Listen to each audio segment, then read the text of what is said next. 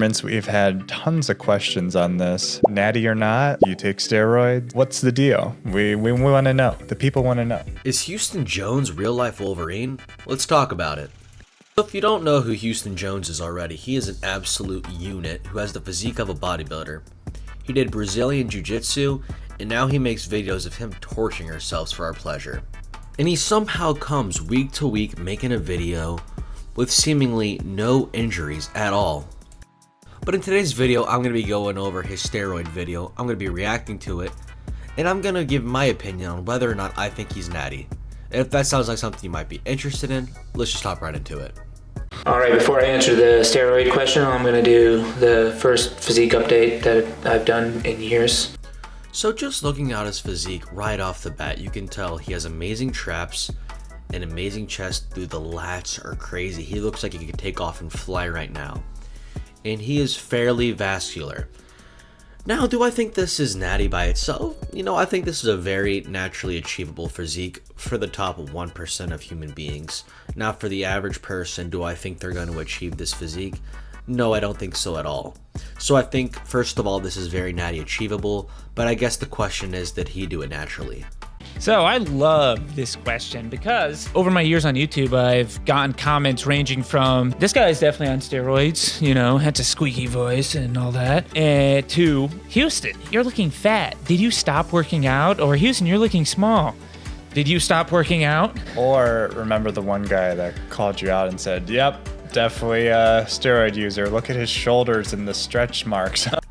So first of all, I mean, the shoulders and the stretch marks aren't really a good example at all. I mean, you naturally have more androgen receptors in the traps and in the shoulders, so I guess that's why people would assume that.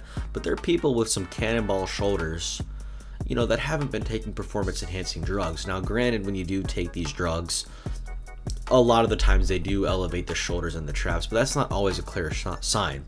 Stretch marks, I mean, come on, I have stretch marks on my biceps. That doesn't mean anything. And people always just have this unrealistic expectations. So to me, this would be a good sign that he is natty, because fake natties, they would just stay lean year round. And if one time he's getting fat, you know, he's bulking up, and then he shreds down, that's a lot more healthier than staying lean year round. So these aren't exactly good accusations to prove anything. Okay, so let me tell you all, I'm natural. So this is tough because, you know, I can tell you I'm natural and people will be like, bullshit. I don't believe him. Why? Like, but here's the deal. There's no reason for me to lie about this. I don't compete in anything. Jake, you can attest to this. I think at one point you thought I did steroids when we first started working out together. I searched his entire house for needles. So right off the bat, he's not really giving me that fake natty energy. I mean, I know that's a pretty like baseless effect, but you know, I feel like if somebody is a fake natty, they're going to be like, I am 100% natty and here's why and blah, blah, blah, blah, blah. I train harder than you. I eat better than you. But no, he's just like, look, dude, y'all can believe what y'all want to believe. I'm natural. I know my truth. And that is a very respectable quality for someone to have. Now, to play devil's advocate here, just because you search his apartment for needles and steroids, I mean, that doesn't mean anything. Like Greg Doucette was saying, he has trained people and coached people where their own partners, their own wives and husbands had no idea they were taking any steroids because they were hiding it so well for them. So with that being said, it is something to think about. Here's the deal, though, especially if like people that are close to me, I'm tend to be a very open and honest person, and I think anyone that's hanged out with me any amount of time knows that. You know, I've never hung out with the guy, but just watching his videos and seeing him even taking like marijuana, which is illegal in some states, you know, I can just sort of give off that energy that he is an honest person. I mean, maybe I'm completely wrong, maybe this is a bit, but he does seem like a very honest and open person, and I think that's why I come back to his videos. They're not the best edited, but I'm always coming back and I'm always enjoying the entertainment factor of him, and I really should have included it on my tier list because he has just become one of my favorite influencers, I guess you could call him, just in the past couple of weeks that I've been watching him.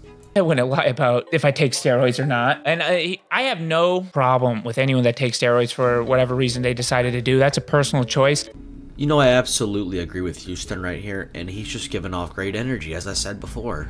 The biggest reason why I decided to steer clear from it, and trust me, I thought about it, especially when I was competing in bodybuilding, you know, I was too scared of the long-term effects of lowering, like potentially ruining my natural testosterone production for the rest of my life and having to be on TRT. And I didn't want the mental problems that come with, you know, blowing up, becoming huge. And then when you have to cycle off or something happens and you'll lose all your strength, that would hurt. Plus, I will say that I am a very genetically gifted person when it comes to muscle attachments, being able to gain muscle, you know, recovery, everything. I would say I'm probably on the upper end of what you can achieve naturally with good genetics. And, you know, but that being said, I've been lifting for 10 years now, which is crazy to think about. 10 years consistently with very few any breaks in between there. And it was a lot of work, good genetics, good sleep, good nutrition. But you will notice if you go back in videos years back, my physique hasn't changed that much.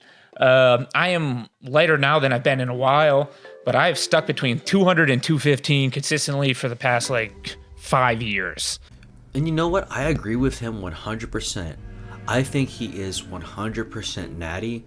He has an amazing starting point. You can tell he has superior top 1% genetics. Now, I do think he's 100% natty, but I do question his healing factors, hence the title, Is He Real Life Wolverine? And that's what I'm going to look into right now. So maybe he's not 100% natty, maybe there's a chance he's 99% natty, and he's taken a little gray area drug called BPC 157. Just hear me out.